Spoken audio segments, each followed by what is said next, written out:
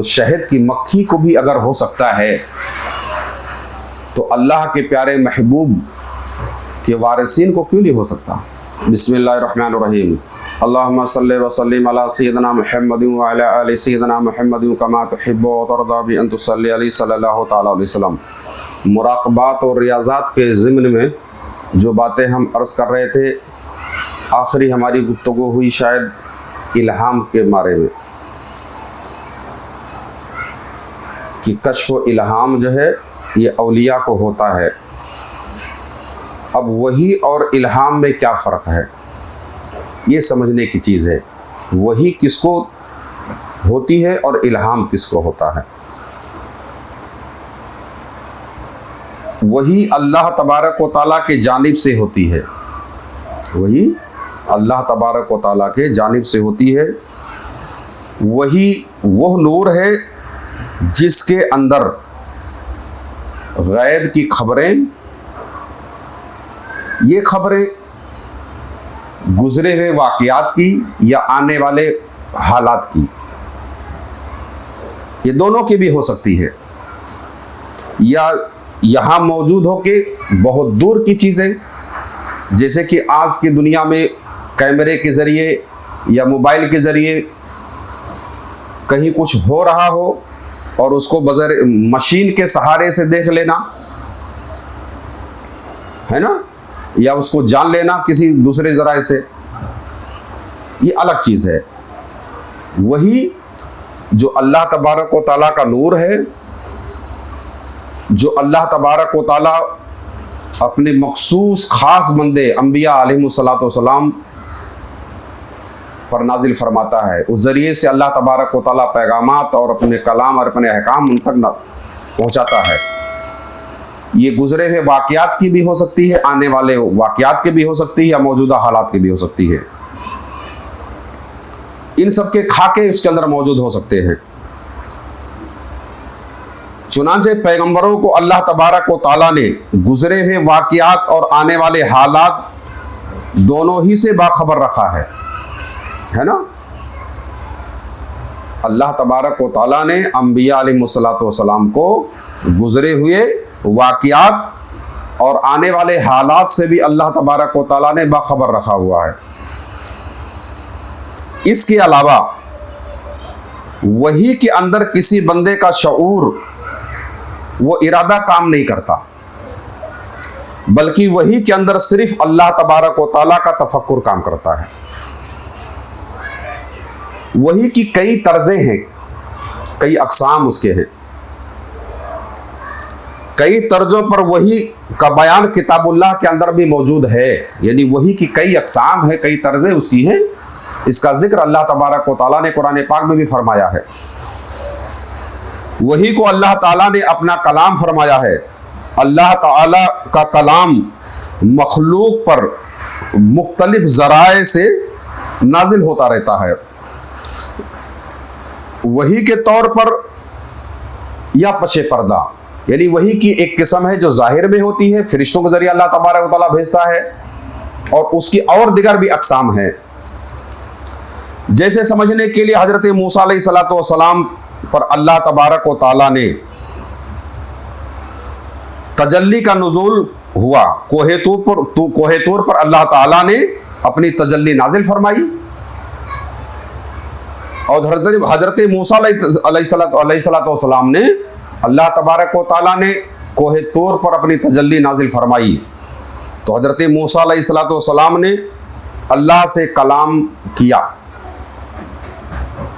یہ بھی ایک وحی کا طریقہ ہے، یہ وہ طریقہ وحی ہے جس کو پشے پردہ یعنی حجاب میں رکھا گیا۔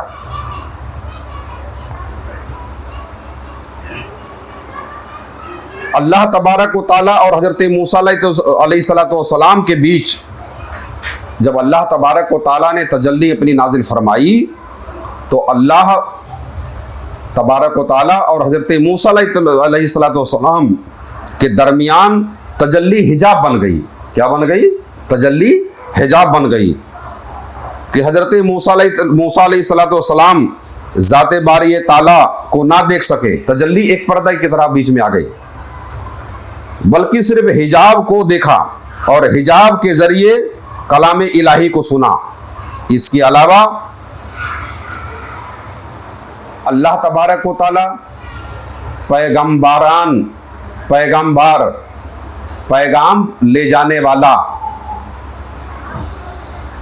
जिसको पैगाम्बर कहते हैं, क्या कहते हैं, पैगाम्बर के जरिए भी अल्लाह तबारक व तआला ने पैगंबरों तक के पहुंचाई। अंबिया अलैहिस्सलाम के बाद वही का सिलसिला मुनक़ते हो गया। यानी हमारे प्यारे आका मोहम्मद मुस्तफ़ा सल्लल्लाहु ताला अलैहि वसल्लम को अल्लाह तबारक व तआला ने सबसे आखिर में आपको खातिम बनाकर भेजा। अब वही का सिलसिला खत्म, मुनक़ते हो गया।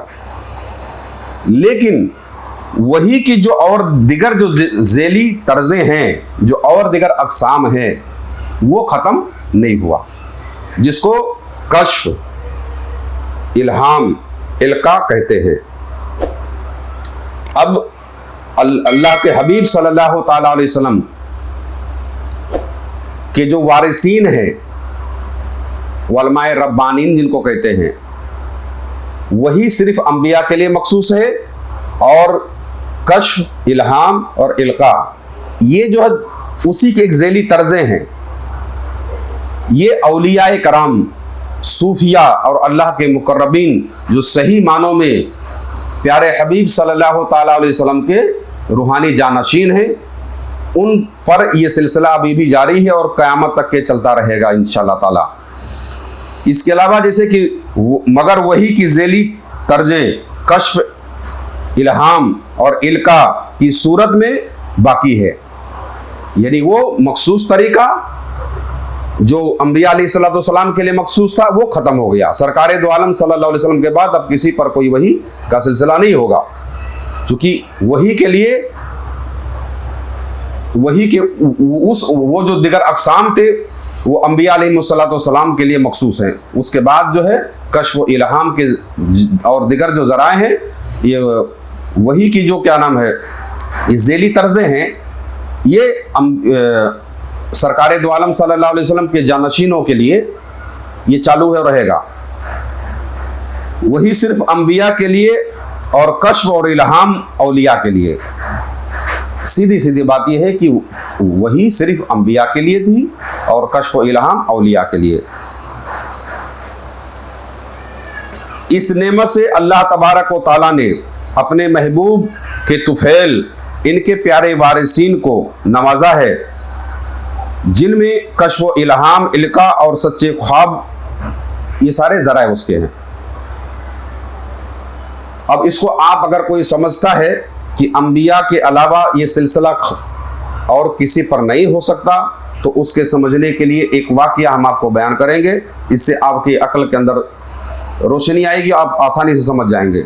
कुरान पाक के अंदर अल्लाह तबारक व तआला ने शहद की मक्खियों का जिक्र फरमाया है और पूरी सूरह ही सूरह नहल करके मौजूद है। समझ में आया? अल्लाह तबारक व तआला ने मक्खी पर वही करने का बयान फरमाया है। मक्खी पर वही की वही ज़ेली तर्ज़ें हैं, उन्हीं ज़ेली तर्जों में से हैं जो अंबिया अलैहिमुस्सलातु वस्सलाम के तरीक़े वही से मुख्तलिफ है ना। अब अगर कोई शख्स ये समझे कि जैसे जिब्राइल अलैहिस्सलातु वस्सलाम के ज़रिए अल्लाह तबारक व तआला ने अपने हबीब से कलाम फरमाया या तजल्ली के जरिए हज़रत मूसा अलैहिस्सलातु वस्सलाम से कलाम फरमाता था, है ना, तो शहद की मक्खी को भी शायद यही होगा, ऐसा नहीं है। शहद की मक्खी पर अल्लाह तबारक व तआला ने जो वही फरमाई उसकी दूसरी किस्म है ना। तो इससे साबित ये होता है कि बहुत सारी उसकी तर्जें हैं। नुज़ूल वही का वो मखसूस तरीका, जिस तरीके से पैगम्बरान अलैहिमुस्सलातु वस्सलाम पर वही नाजिल की जाती है थी, हमारे प्यारे आका रहमत वाले मुस्तफ़ा सल्लल्लाहु ताला अलैहि वसल्लम पर वो ख़त्म हुई। और जो ज़ेली तर्जे हैं और बहुत सारे लोग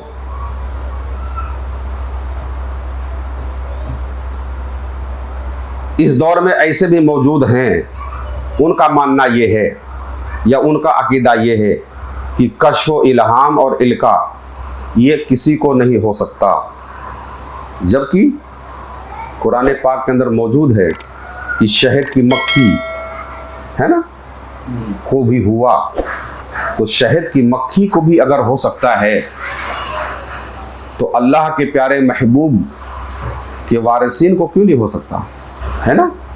بس یہ ہے کہ آپ اپنی اس چھوٹی سی عقل سے ان سب چیزوں کو سمجھیں گے تو سمجھ میں بات آنے والی نہیں ہے، بلکہ یہ ساری باتیں سمجھنے کے لیے اہل طریقت صوفیہ کے دروازوں پر ان کی خدمت میں رہ کر کے آداب تصوف اور آداب طریقت سیکھنے کے بعد یہ ساری باتیں روشن ہوتی ہیں۔